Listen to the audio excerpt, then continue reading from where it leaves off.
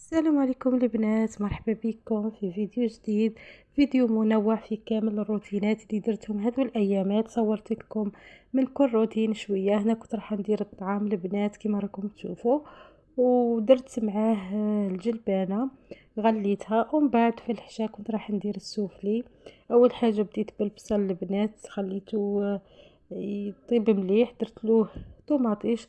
وانا السوفلي تاعي البنات يجي بزاف ساهل. نحط هنا لاصوص طوماط اللي مع البصل كنت حضرتها، ونزيد لهم الفرماج، ومن بعد البنات نديرهم بهذيك تاع السوفلي، يعني نخدم بيها. كي نخدم بيها نديرها في البلاط طيب. قبل ما تطيب ندير لها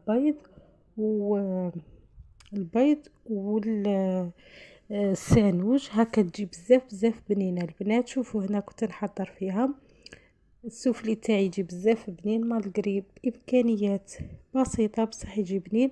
اذا بغيتو نديرلكم فيديو طويل فيه المقادير بالتفصيل خلوا لي في التعليقات وراح نديرو لكم ان شاء الله. هنا البنات شوفوا شريت هذه العصير تاع الماء البنات كيما راكم تشوفوا. تخلي الماء بارد، نحط فيها يعني ندير بورتمونجيات ولا نديرهم في الكلاص.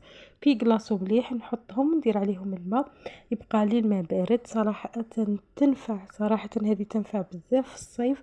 شوفوا البنات كيفاش انا نفعتني، راني نحط فيها خير من نقعدوا نحلو ونبلعوا فريجيدان كيما راكم تشوفوا.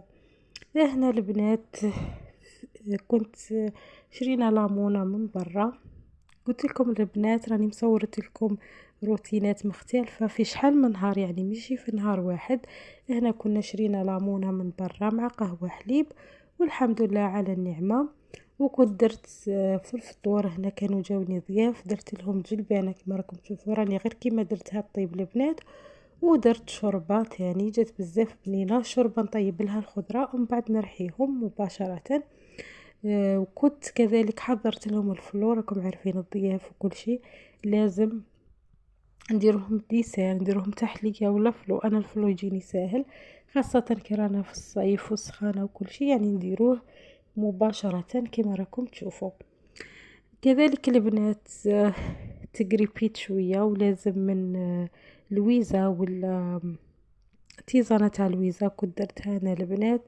مفيدة جدا، ننصحكم بها خاصة كي تغرسوها. تجي الريحة بزاف شابة، يعني قدام داركم اللي غارسينها يعني دير لهم ريحة شابة.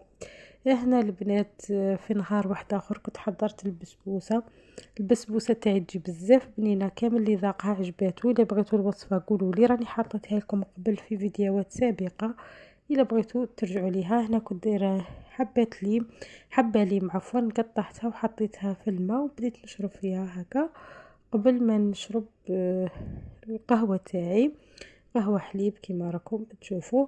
البسبوسه البنات راني دايرتها، ما عليكم غير تدخلوا في الفيديوهات السابقة وراح تلقاوها بالشوكولا ولا عادية. هنا البنات حضرت غدا صيفي، درت دنجال يتشوى، ودرت بطاطا فريت. وهنا نهار واحد اخر كنت حضرت البنات المحاجب، هنا نطيب ولاصوص راح طيب. وانا دايما كي ندير البنات المحاجب نخلي هكاك خبزات نديرهم مسمن للقهوة، يعني ما نديرهمش كامل محاجب، ندير محاجب قد ما نتعشاو بيهم ولا نتغداو بيهم، وحبات نديرهم مسمن في نفس الوقت. نحط شوية في الكونجلي هكا باش كيما نلقاوش باش نستقهوى ونجبدوهم، وشوية نستقهوى به هذوك الايامات. هنا البنات شوفوا جات بزاف بنينه، ونلتقي في فيديو